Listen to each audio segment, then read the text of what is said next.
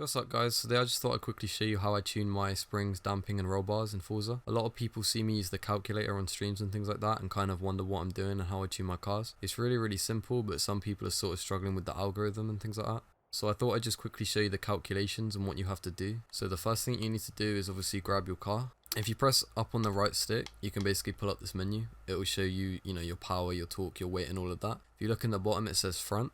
And you want to remember that number, so mine says 54%. So I'm going to go back into tuning.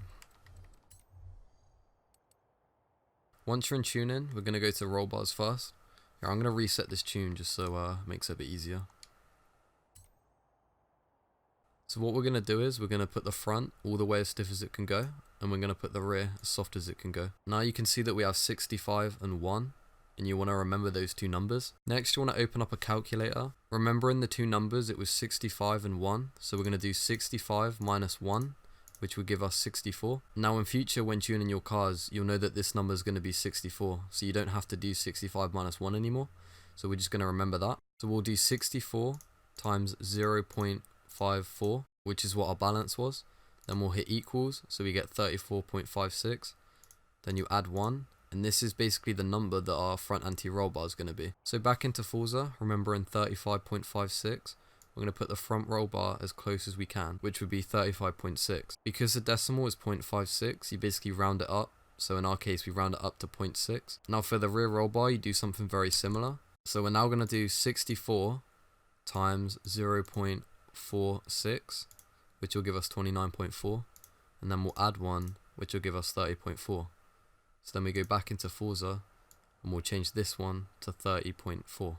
And as you can see, we round down 0.44 to 0.4 because it doesn't go over 5. Basically, a common fact of rounding is if it goes over 5 or if it's 5 and above, you round it up. And if it's under that, you round down. So that's basically what we're using for the roll bars. Just to help some people with this step, if your balance is 0.54, 54 is 4 over 50.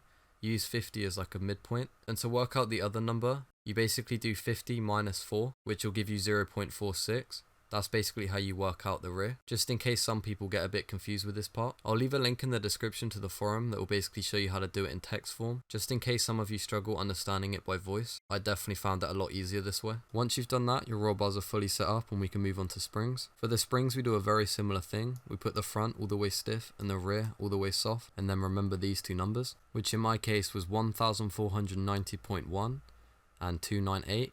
So you basically take away the smallest number from the biggest number, giving us 1192.1. So you're basically going to keep this number and then times it by 0.54.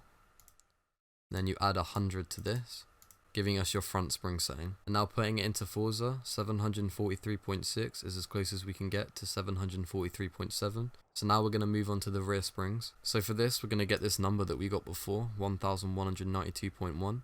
And then we're going to times it just like the roll bars, 0.46, giving us that number.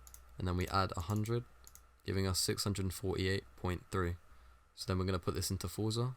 And 648.5 is as close as we can get to that number. So next we're going to move on to damping. Okay, now that we're on damping, you basically want to do the same thing.